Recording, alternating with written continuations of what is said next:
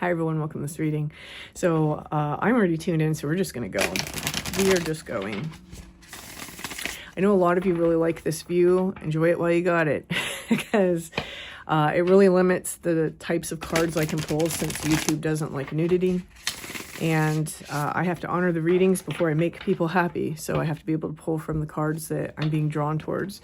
So I probably won't do this for very much longer, and I might do this from time to time. I can generally tell if I'm going to be pulling from a bunch of decks or if the message is straightforward, so we'll see.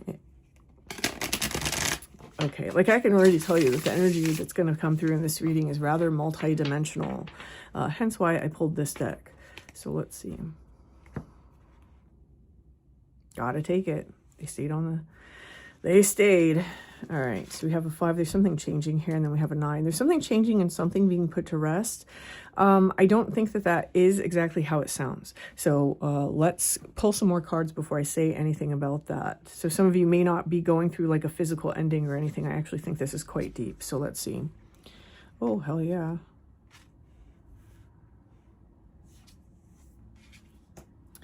Another number 9, and then a number 6.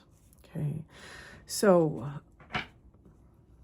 one of the things I get when I see this card here is not just a change, but if you notice there's those wind chimes on the top. I'm going to zoom you guys in.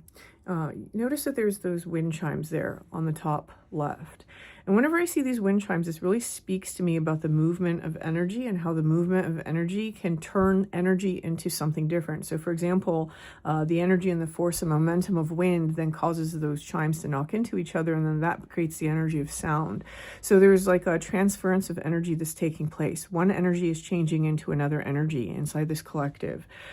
Here, one of the things that I'm seeing is with this number 9, this is happening on a community level. So this is happening in a collective level again. So it's not just something that's happening for the individual. This is happening to many, many people. We even see that kind of being mirrored here, how there are many, but there's really just one. So there's a whole idea of collectivity coming into this reading. Like I said, I already can tell that there's like a multi-dimensional aspect to this. With this number 9, what we have is we have the fountain. And this is kind of bringing me into, there's a practice in very deep occult schools and magical schools of the astral sanctum or the inner temple.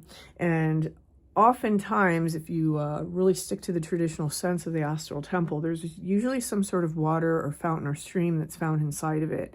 And this is like a water that connects the worlds. It connects all the different dimensions and all the places where a person can travel and create astrally.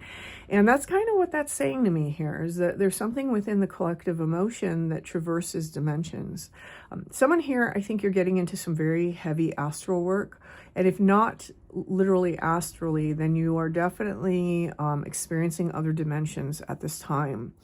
You may be part of the collective that's experiencing that thinning of the veil that has just taken place here at the end of the year. And there's just a lot going on here in terms of emotional energy.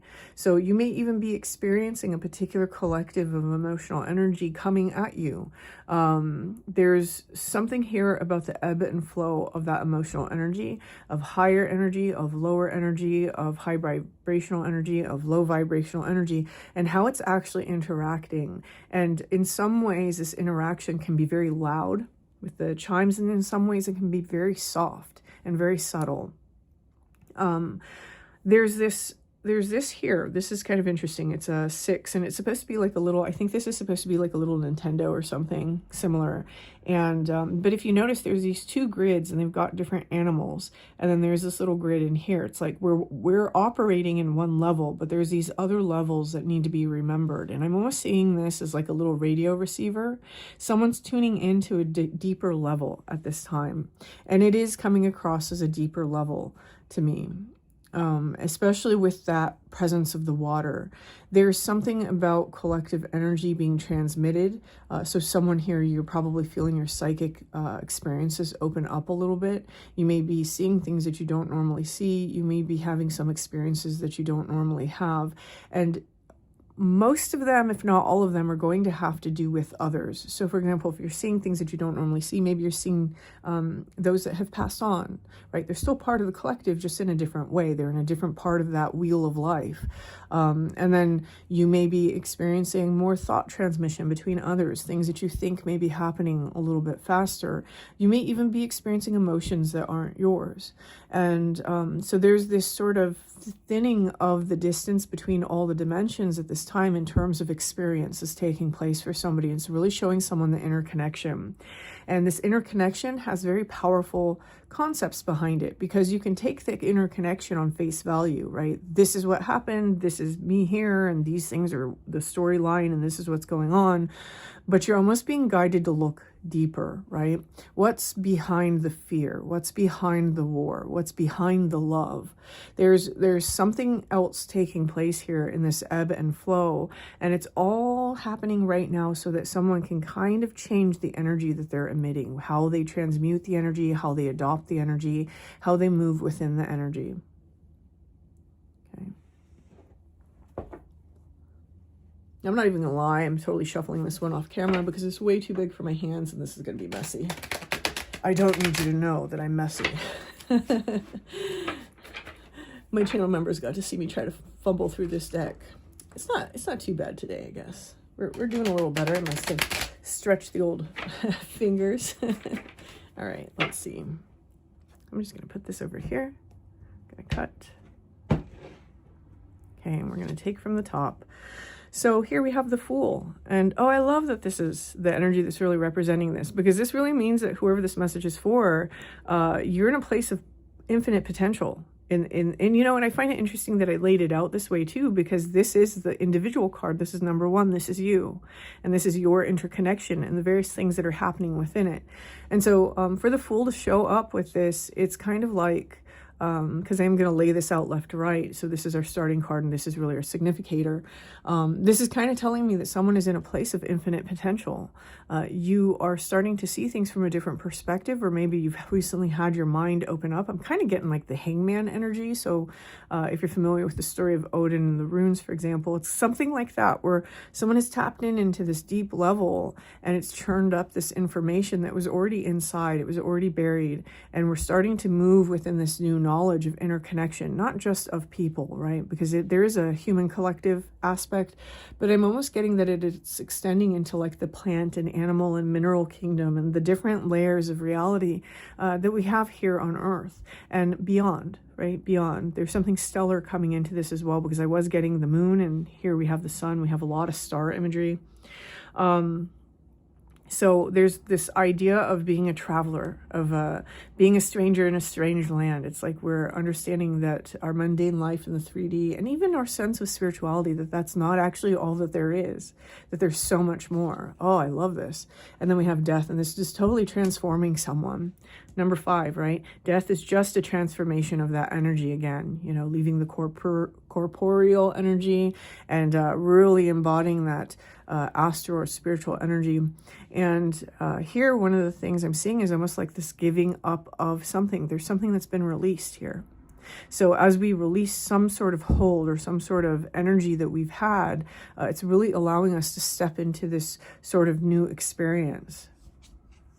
And then we have the Queen of Cups laying on that fountain. And I find that very interesting, because this is our psychic nature, our emotional nature, doing a deep dive into these more watery liminal spaces, and understanding that in those liminal spaces we have access to all sorts of information. A lot of that information will come through emotionally, because we as a human collective, our information is stored a lot as emotions, whereas there's other collectives that don't store it so much as emotions.